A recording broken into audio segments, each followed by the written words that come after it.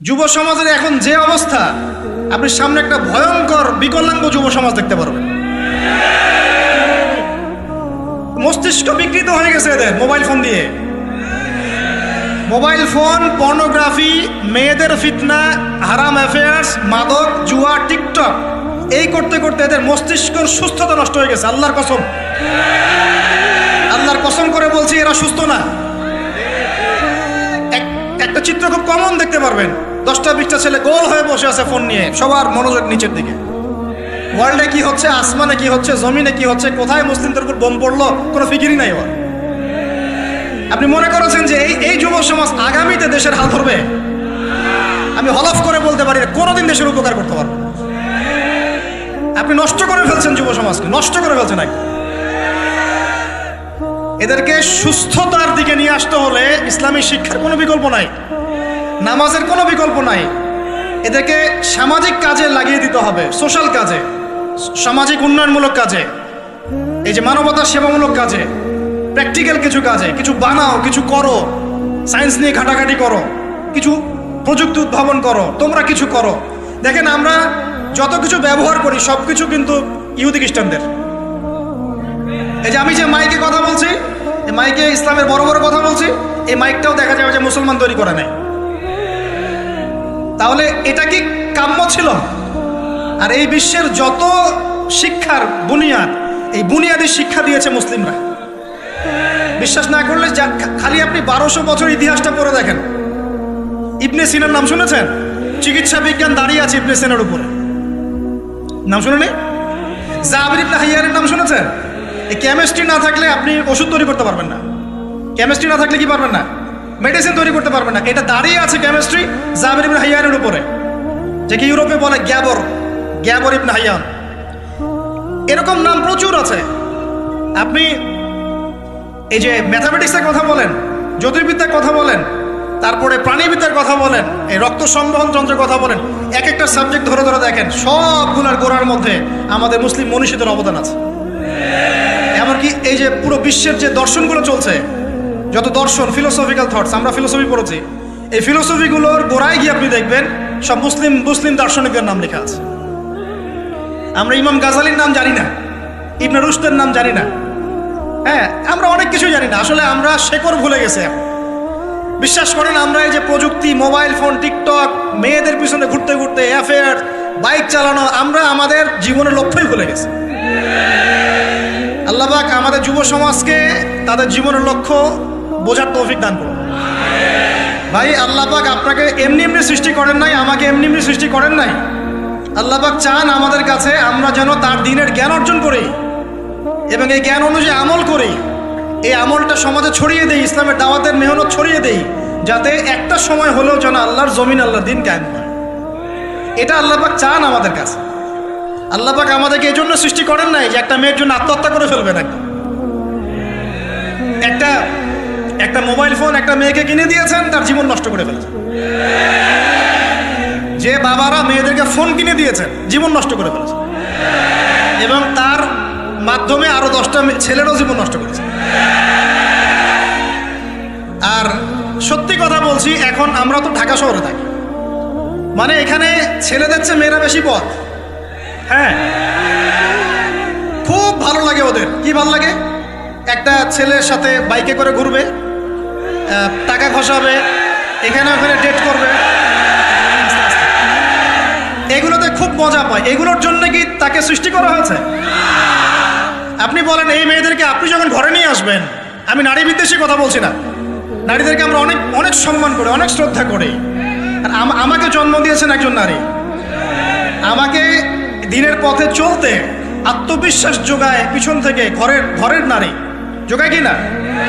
আমার নিজের কন্যা সন্তান আছে, আমরা মেয়ের বাবা। কিন্তু এখন যে টিকটক জেনারেশন মেয়েদেরকে আপনি তৈরি করছেন, ফোন হাতে তুলে দিয়ে ডেটিং করছে, বাইকের পিছনে ছেলের সাথে ঘুরছে, এখানে ওখানে ফ্রি ওপেন সেক্স করছে, কোনোদিন ধর্ষণের শিকার হচ্ছে। এই মেয়েদেরকে ঘরে নিয়ে আসার পরে এদের গর্ভ থেকে কি আপনি ইসমাইলের মতো সন্তান পাবেন? এদের সাথে তোমরাও দেখা যায় যে অনেক সময় প্রেম করতে ভালো লাগে, এই মেয়েদেরকে কেউ বিয়ে করবে না। এ ধরনের নারীদের সাথে মানুষ প্রেম করতে মজা পায়, কেউ সম্মান করে বিয়ে করতে চায় না। সেই সম্পর্কে গায়েব। তো অনেক দূর চলে আসলাম, এত দূর আসতে চাইনি, কথাগুলো কথার পিঠে চলে আসলো যে সমস্যা হচ্ছে গোড়ায় আমরা আমাদের যুবক যুবতী, আমাদের ছেলে মেয়েদেরকে দিনই বুনিয়াদি ইসলামী শিক্ষা দিচ্ছি না। এটা শিক্ষা দেওয়ার দায়িত্ব প্রত্যেক পিতার, প্রত্যেক মাতার। সে মাদ্রাসায় পড়ুক আর জেনারেল লাইনেই পড়ুক, আপনাকে শিক্ষা নিশ্চিত করতে হবে। কিভাবে করবেন এই হেডেক এখন আপনার, আমার আর হেডেক নাই, আমি দিয়ে দিলাম হেডেক আপনাকে। এই হেডেকটা আমার মাথায় ছিল, আপনাকে দিয়ে দিলাম, আপনি চিন্তা করেন কিভাবে করবেন। এখন পারলে অফলাইনে করেন, না হলে অনলাইনে করেন। অনলাইনে আচ্ছা আলোচনা চলে আসছে, একটা কথা বলে দিই, অনলাইনে অনেক রকম কোর্সেস চলছে। তবে আমি নিয়াত করেছি ইনশাআল্লাহ, আমি আরও কয়েকজন ওলামায়ে কেরামদের সাথে পরামর্শ করেছি, এমনি এখনও করে যাচ্ছি। কমপক্ষে বরেণ্য 8 থেকে 10 জন স্কলার বা আলেমদেরকে নিয়ে অনলাইনে ইনশাআল্লাহ আমরা একটা মাদ্রাসা খুলবো ইনশাআল্লাহ। এটা অফলাইন না, অনলাইন মাদ্রাসা। আমি নাম দিয়েছি তহা জিন্নুরাইন ইসলামিক অনলাইন মাদ্রাসা। আমি দোয়া করি আল্লাহর কাছে, আল্লাহ পাক যেন এই মাদ্রাসাকে কবুল করেন। এর ওসিলা করে আল্লাহ পাক লক্ষ লক্ষ কোটি কোটি যুবককে দিনের জ্ঞান শেখার তৌফিক দান করেন, যুবতীদেরকে দান করেন, আমাদের ছোট ছোট সোনামণিদেরকে দান করেন। যারা অফলাইনে দিন শিখতে পারছে না, আল্লাহ যেন অনলাইনে শেখার তৌফিক দান করেন। তো এখানে বেশ কয়েকটা লেভেলে বেশ কয়েকটা কোর্স লঞ্চ করা হবে ইনশাআল্লাহ। যেমন বাচ্চাদের জন্য বুনিয়াদি নুরানি কোর্স। আপনার বাচ্চা আছে ছোট, 4 বছর 5 বছর বয়স, ভর্তি করায় দিলেন, নুরানি কোর্স করবে, কোরআন তেলাওয়াত করা শিখবে। এরপরে হিপস, একটা হিপসের কোর্স, আপনি অনলাইনেই হিপস করবেন। যাদের বয়স 10 বছর হয়ে গেছে, 12 বছর 15 বছর, অনলাইন হিপস করবেন। আপনি চলে আপনার বয়স যদি 30-40 হয় আপনিও করতে পারবেন, তো আপনার ব্যাচটা আলাদা হবে। এরপরে হচ্ছে আমাদের জেনারেল ভাইদের জন্য, জেনারেল শিক্ষিত তিনি ভাইদের জন্য ইসলামিক ডিপ্লোমা কোর্স। এটা কেমন? এখানে 4-5টা লেভেল থাকবে।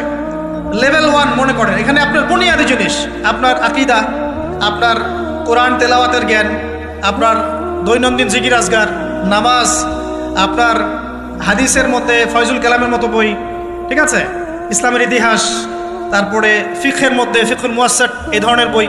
মানে প্রাথমিক বুনিয়াদি যে জ্ঞানটুকু মাদ্রাসা দেওয়া হয়, এটা ইনশাল্লাহ শিখবেন। এটা শেষ করার পরে যাবেন লেভেল 2। লেভেল 2তে গিয়ে আরও হাই ক্লাস কিছু বই পাবেন, ওখানে আরও কিছু সাবজেক্ট অ্যাড হবে, ইসলামিক পরিবার, ইসলামিক অর্থনীতি, ঠিক আছে, ইসলামিক জিওপলিটিক্স, স্ক্যাটোলজি, এরকম কিছু সাবজেক্ট আসবে ইনশাল্লাহ। এটা দিয়ে আবার কপি করে সবাই বানানো শুরু করে দিয়েন না, আমি তো বলে দিচ্ছি আর কি। বানালে আলহামদুলিল্লাহ কোনো সমস্যা নাই, এটাও দিনের খেদমত হবে ইনশাআল্লাহ। একজনকে দেখে যদি আরও 10 জন শিখে সমস্যা, কোনো সমস্যা। এভাবে লেভেল 3তে গিয়ে আপনি মাদ্রাসায় যেগুলো নাহু, হেদায়েতুন নাহু, হেদায়া কুদুরি, এই ধরনের বইগুলো পড়ানো হয়, এগুলো শিখবেন ইনশাআল্লাহ। শেষ লেভেলে গিয়ে আপনি জালালাইনের মতো তাফসীর শিখবেন ইনশাআল্লাহ। মানে একজন মৌলানা সাহেব বলতে বোঝাচ্ছি, আমি তো আপনাকে ফকিহ বা মুফতি বা মুহাদ্দিস এরকম লেভেলের কথা বলছি। একজন আলেম, একজন জাননেওয়ালা, বুঝওয়ালা মানুষ যতটুকু দিনের জ্ঞান অর্জন করেন ইনশাআল্লাহ, এই জ্ঞানটুকু আপনি লেভেল 1, 2, 3, 4, 5 এভাবে আপনি অর্জন করবেন ইনশাআল্লাহ। এভাবে যদি আমরা পুরো বাংলা ভাষাভাষীদের মধ্যে, পুরো ওয়ার্ল্ড ওয়াইড এটাকে ছড়াতে পারি ইনশাআল্লাহ, আগামী 5 বছরের মধ্যে আমরা আশাবাদী কমপক্ষে 1 লক্ষ মানুষ তো দিন শিখবেন ইনশাআল্লাহ। আল্লাহ পাক আমাদেরকে তৌফিক দান করুন। এবং এগুলো হবে খুব স্বল্প মেয়াদি, 6 মাস, 4 মাস, 6 মাস এরকম কোর্স, যাতে আপনি বিরক্ত না হন। কারণ আমি অভিজ্ঞতা থেকে দেখেছি 1 বছরের কোর্স মানুষ করতে চায় না। দিনী বোনদের জন্য কোর্স থাকবে, এবং দিনী বোনদের ক্লাস নেবেন মহিলা টিচাররা ইনশাআল্লাহ। দিনী বোনদের ক্লাস নেবেন মহিলা টিচাররা ইনশাআল্লাহ। যদি কেউ প্যারেন্টিং নিয়ে কোর্স করতে চান, প্যারেন্টিং কোর্স থাকবে, সন্তান প্রতিপালন। যদি কেউ পরিবার নিয়ে কোর্স করতে চান, ফ্যামিলি ডেভেলপমেন্ট কোর্স থাকবে। ইসলামিক ইকোনমিক্স নিয়ে কোর্স করতে চান, ইসলামিক ইকোনমিক্সের কোর্স থাকবে। ইসলামিক ফাইন্যান্স শিখতে চান, সেটা থাকবে ইনশাআল্লাহ। এক একটা ডিপার্টমেন্টে এক একটা কোর্স নিয়ে আমরা এই মাদ্রাসা লঞ্চ করবো ইনশাআল্লাহ। আল্লাহ পাক এটাকে কবুল করুন, আমিন। এবং এর পাশাপাশি এই সিলেবাসগুলো আমি নিয়াত করেছি উন্মুক্ত করে দিব। যে কোনো প্রতিষ্ঠান, দিনী প্রতিষ্ঠান, সেটা হোক ইসলামিক স্কুল বা ইসলামিক কলেজ বা মাদ্রাসা, তারা যদি এই কোর্সগুলো করতে চায়, করাতে চায়, সিলেবাস নিয়ে তারা লঞ্চ করতে চায়, ইনশাআল্লাহ তাদের জন্য উন্মুক্ত করে দেওয়া হবে ইনশাআল্লাহ, যাতে করে সারা দেশের বিভিন্ন জায়গায় কোর্সগুলো ছড়িয়ে পড়ে। আমি জ্ঞানতাত্ত্বিক কথা এজন্য বললাম বেশি করে, প্রথম ফরজ আপনার উপরে ইকরা বিসমি রাব্বিকাল্লাযী খালাক। আমরা ইয়াংদের মধ্যে একটা সমস্যা দেখছি এখন, ফ্যান্টাসি। ফ্যান্টাসি মানে আগে হয়তো মানে বিপথে ছিল, হেদায়েত পেয়েছে, ইসলামের দিকে এসেছে। এখন অনেক বড় বড় স্বপ্ন, মাশাআল্লাহ, স্বপ্ন দেখা ভালো, বড় বড় স্বপ্ন, বড় বড় ইচ্ছা। অনলাইনে বসে গরম করে ফেলছে একদম, ফেসবুক গরম, ইউটিউব গরম, হ্যাঁ, ব্লগ দিয়ে ভর্তি গরম। কিন্তু বেসিক যে কোরআন তেলাওয়াতটা করা শিখবে সেটা ঠিক নাই। 3 মাস কোরআনটা তেলাওয়াত করা শিখবে একজন আলেমের কাছে? নাই। একটা কোর্স লঞ্চ করে দেন 6 মাস, 6 মাস ক্লাস করবে না, প্রথম 1 মাস ক্লাস করে পরেরটা নাই, 5 মাস নাই। এইভাবে ভাই দিনের হয়তো সামান্য কিছু খেদমত হতে পারে, সামগ্রিক পরিসরে ইসলাম বিজয়ী হবে না। এক কথায় আমরা যদি এই যুগের আবু বকর, ওমর, ওসমান, আলী রাদিয়াল্লাহু আনহুম আজমাইন হতে না পারি, তাহলে এই যুগের সেই ইসলামী খেলাফা বাস্তবায়িত হবে না। এটা হলো মূল কথা। এই পথের প্রথম কাজটাই হচ্ছে দ্বীনি ইলম অর্জন করা। আর ইলম অর্জন করাটা আপনার জন্য কি? নফল, মুস্তাহাব, সুন্নত না ফরজ? এটা কে বলেছেন? রাসূলুল্লাহ সাল্লাল্লাহু আলাইহি ওয়াসাল্লাম বলেছেন, তালাবুল ইলমি ফরিদাতুন আলা কুল্লি মুসলিম। তালাবুল ইলম মানে জ্ঞান অর্জন করা, ফরিদা ফরজ মানে কি? ফরজ মানে বাধ্যতামূলক। আলা কুল্লি মুসলিম, কুল্লি মানে কি? প্রত্যেক। কুল্লি মানে কি? কুল্লু মানে প্রত্যেক মুসলমানের উপরে, প্রত্যেক মুসলমান যে মুসলমান দাবি করে নিজেকে, কালিমা পড়েছে, তার উপরে জ্ঞান অর্জন করা ফরজ করেছেন আল্লাহ। আপনি কোরআন তেলাওয়াত না শিখে থাকতে পারবেন না, তো এটা আপনার উপর ফরজ করা হয়েছে। নামাজ কি পড়ছেন, কি বলছেন, এটা আপনাকে শিখতে হবে, তো এটা ফরজ করা হয়েছে। আজান দেওয়া শিখতে হবে, ইকামত দেওয়া শিখতে হবে, ইমামতি করার যোগ্যতা অর্জন করতে হবে। এই মালয়েশিয়ার একটা ভালো জিনিস দেখলাম যে ওখানে প্রাইমারি লেভেল থেকে, মানে স্কুল লেভেল থেকেই এই মাদ্রাসা এবং মানে জেনারেল এটা আলাদা করে করে কোনো প্যাটার্ন করা নাই, এটা একসাথেই প্যাটার্নটা করে দেয়। মানে আপনি স্কুলে ভর্তি হলে, স্থানীয় স্কুলে বা কলেজে যেভাবে তারা সিস্টেম করেছে, ইসলামের বুনিয়াদী শিক্ষাটা বাধ্যতামূলক শিখতে হবে। যে কেউ, তাদের সিভিলিয়ানদের মধ্যে যে কেউ ইমামতি করতে পারে, মাশাআল্লাহ। এটা আমাদের করা উচিত ছিল না? আমরা কি মুসলিম প্রধান দেশের অধিবাসী না? আমরা জোর দাবি জানাই যে শিক্ষা ক্ষেত্রে একটা আমূল পরিবর্তন নিয়ে আসতে হবে ইনশাআল্লাহ। একদম প্রাইমারি লেভেল থেকে ইসলামিক শিক্ষাকে আমাদের দেশে বাধ্যতামূলক করা হোক। মাদ্রাসার শিক্ষা মাদ্রাসায়, আবার সেকুলার শিক্ষাতে, এই দুদিকে চলছে। তাহলে একজন ব্যক্তি যে এই যে স্কুলে ভর্তি হলো, আপনার ছেলে এখানে 10 বছর পড়বে, এসএসসি পরীক্ষা দিবে, এইচএসসি, তারপরে অনার্স মাস্টার্স, এই 20 বছরে ইসলামটা শিখবে কি? যতটুকু শিখছে এই শিক্ষাটা তো প্র্যাকটিক্যালি প্রয়োগ করতে পারছে না। আর এই জায়গা থেকে যখন কেউ উঠে আসছে, তখন সে তো উম্মার দায়িত্ব নিতে পারছে না। তাহলে ব্যাপারটা কি এমন যে আমরা এদিকে শুধু দুনিয়ার চর্চা করব, আর মাদ্রাসা লাইনে যারা পড়ে তারা দিনের চর্চা করবে? দিন চর্চা করার, দিন পালন করার, প্রচার প্রসারের আমাদের কোনো অধিকার নাই? তাহলে এই শিক্ষাটা অর্জন করলে কি আমরা কি সবাই কি খারাপ হয়ে যাব? আমরা যদি ইসলামিক শিক্ষা শুরু থেকে দেওয়ার চেষ্টা করি বাচ্চাদেরকে, প্রাইমারি লেভেল থেকে, আমাদের বাচ্চারা কি নষ্ট হয়ে যাবে? এই জিনিসটা আল্লাহ পাক আমাদের সমস্ত ঊর্ধ্বতন কর্তৃপক্ষদেরকে বোঝার তৌফিক দান। আল্লাহ পাক আমাদের ঊর্ধ্বতন কর্তৃপক্ষদেরকে এই বিষয়টা বোঝার তৌফিক দান যে ইসলামী শিক্ষায় কল্যাণ ছাড়া অকল্যাণ কিছু নাই। এখানে যদি অন্য ধর্মাবলম্বী কেউ থাকেন, সে তার ধর্ম চর্চা করবে, কোনো সমস্যা? আমরা আমাদের ধর্ম শিখবো ইনশাআল্লাহ। তো এই জিনিসটা আমাদের বুনিয়াদী শিক্ষা। এখন যদি আপনি না পারেন, এখন আপনার কাছে ওই পাওয়ার নাই, ক্ষমতা নাই, ইমপ্লিমেন্টের সুযোগ নাই, তাহলে কি করবেন? তাহলে এখন যে আপনি 20 বছর পড়াশোনা করে ফেলেছেন জেনারেল লাইনে, এখন কি করবেন? এখন আপনার জন্যে কিছু অপশন খোলা আছে। এক, স্থানীয় বরেণ্য ওলামায়ে কেরাম যারা আছেন তাদের সাথে পরামর্শ করে সিলেবাস তৈরি করে নিয়ে পড়াশোনা করুন, এটা একটা অপশন।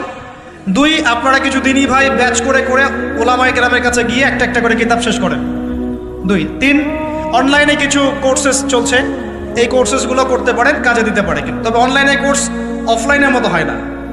অফলাইনে ওস্তাদদের সামনে বসে যে পড়াশোনা, এটা অনলাইনে পাবেন না আপনি, ঠিক আছে? অথবা আপনার যদি সুযোগ থাকে তাহলে প্যাটার্ন চেঞ্জ করে এই প্যাটার্নে যেতে হবে। এইগুলো ছাড়া তো আপনার সামনে কোনো অপশন খোলা নাই। যে আমরা যদি মাদ্রাসাগুলোতে এবং আমাদের শিক্ষা প্রতিষ্ঠানগুলোতে জেনারেলদের জন্য আরবির কোর্স আর মাদ্রাসার শিক্ষার্থীদের জন্য জেনারেল কোর্স রাখি, তাহলে উভয়ে শিক্ষিত হতে পারবে। মনে করেন এই ভাই মাদ্রাসায় পড়েছেন, মাশাআল্লাহ, তিনি মাদ্রাসার সব জ্ঞানই রাখেন আলহামদুলিল্লাহ, কিন্তু সায়েন্স তো শিখতে পারেন নাই, নামাজ শিখতে পারেন নাই, ওযু শিখতে পারেন নাই। এখন এই ভাইকে কি করবেন? এই ভাইকে ইসলামিক কিছু ডিপ্লোমা কোর্সের আওতায় আনতে হবে, এনে অফলাইন বা অনলাইনে শিক্ষা দিয়ে তাকেও মানুষ করে গড়ে তুলতে হবে। এই তো যদি আমরা চিন্তা করি, আমরা চিন্তা করতে হবে আমাদেরকে জাতি নিয়ে, বড় বড় কথা বললে হবে না তো।